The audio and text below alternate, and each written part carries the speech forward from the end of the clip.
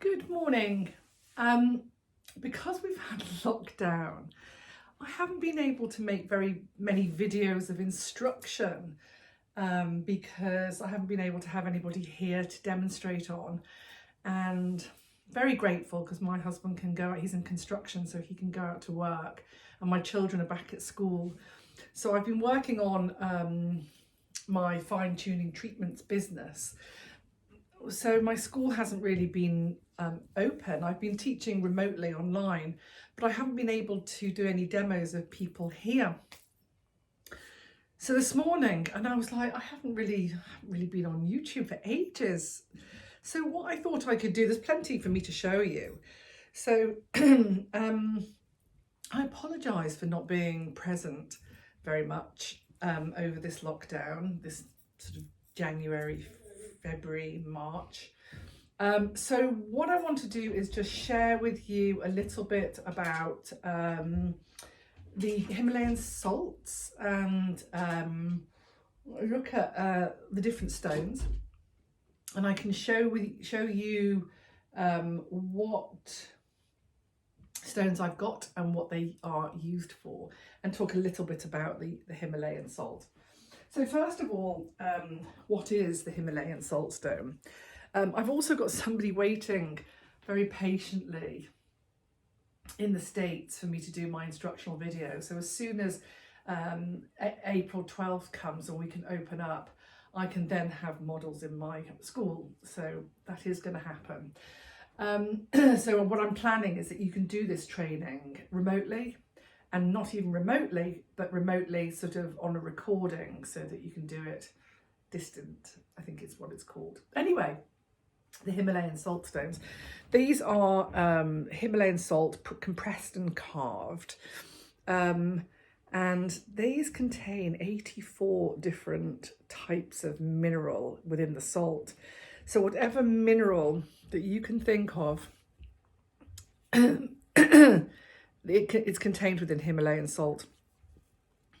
And for that reason, the benefits of the minerals of the Himalayan salt, with the magnesium, iron, calcium, so many minerals, everything that you can think of is within this salt.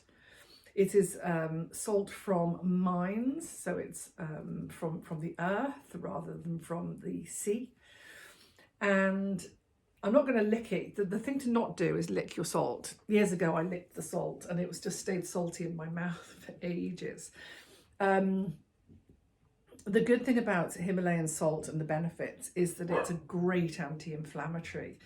It's really good for joint aches and pains and joints and tension, because it really relaxes the arteries and really helps with anti-inflammatory properties, amongst so many other things. It's really good for the respiratory system. It's really good for allergies. It's really good for the skin. And when you heat it, you don't have to heat it, but it's so much nicer when you do heat it. So I heat it in a Volsini bag, but you can find different ways to warm the stones. Like I said, a heated pad is a really good way. And I heat them so that they're really nice and warm, and then I begin to massage with them. So you can do placement with them as well. The most important thing is that they mustn't get wet, because then they corrode, they become quite abrasive.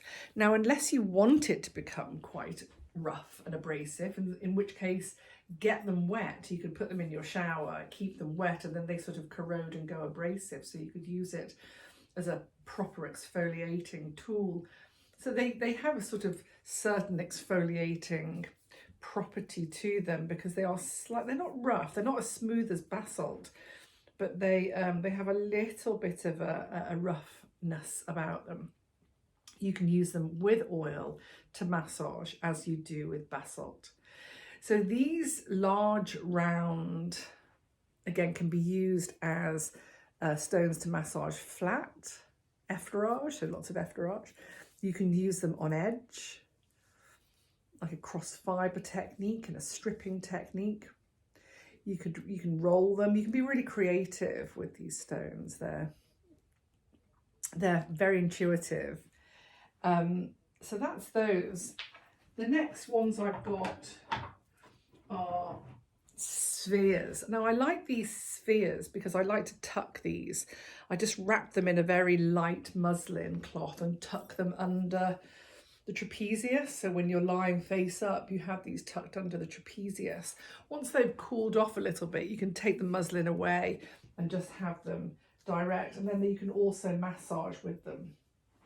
So they're nice to sort of get a bit of petrissage movement, circular friction movement, and you can literally roll them as well. They're nice for hand placement to hold them. So any conditions with inflammation or arthritis in the hands or fingers, these are really, really nice. Okay, so I've got these teardrop. These are really beautiful. So you can use these, although it looks quite sharp, that you can use that on point like so. And again, with this nice rounded edge, you can use it like that.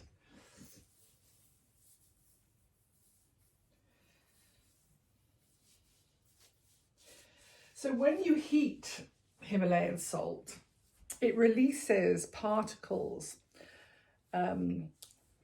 these negative ion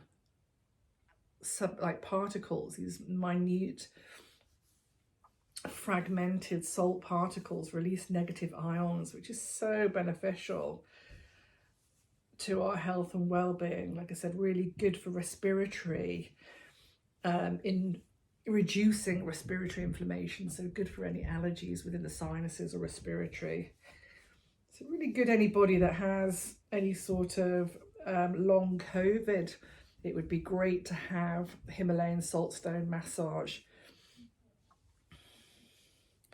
So really good for the circulation, or everything's good for the circulation. The heat is good for circulation, but also these minerals with a magnesium content will help to relax the arteries and really help reduce muscle tension. Then we've got these heart shape. I like these. These are so pretty, aren't they? So you can see these are slightly different. It doesn't matter that these have different veins and this one's slightly lighter. It doesn't mean one's better than the other. It just is the salt, not combination, content, or like what am I thinking of? Can't think what the word is. Constitution, or the way it's constructed, still can't think of the word. Composition. It's just the composition. Amazing. So yeah, what I like about these little grooves here is that you can use these. I like working these either side of the spine. I mean, you've got to be so careful, of course, with any stone on bone, but you can sort of contour or over bone with this little groove here. But working these either side of the spine is nice. And so you can work these knobbly, noduley edges, and then the flatter edges you can be pushing. You can push like that. You can sort of line them up. So you have that line and you can push with them. And then again, with these points, although they look a little ferocious, they're actually nice. They don't hurt, they're not scratchy. So you can use them for sort of more pointy work, although that rounded edge is so much nicer for the occipital ridge in the neck and the jaw. Really lovely. It feels nice. So you would get the benefit of the heat and the benefit of the mineral salt.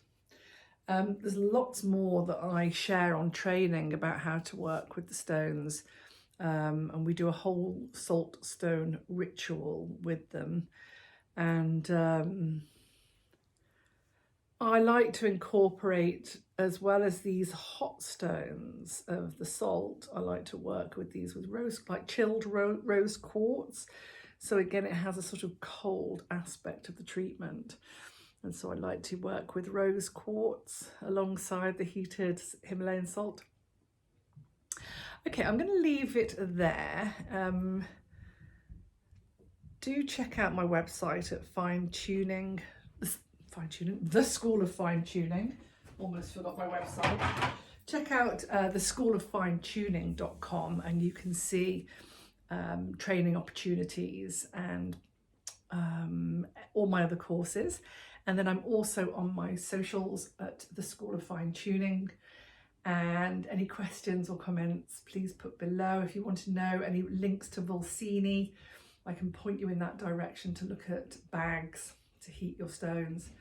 And you can either use the large Volsini bag or the bamboo bag. And if you've already got one, you're on. If you've already got a Volsini bag, then you're halfway there to purchasing your kit. Anyway, thank you so much for watching. I hope this is a nice introduction to Himalayan salt stones. As I say, there's quite a lot. We do a whole back scrub ritual with and soaking the feet, and it's just a lovely training. So do drop me a line if you're interested in doing the full training. Thank you so much for watching.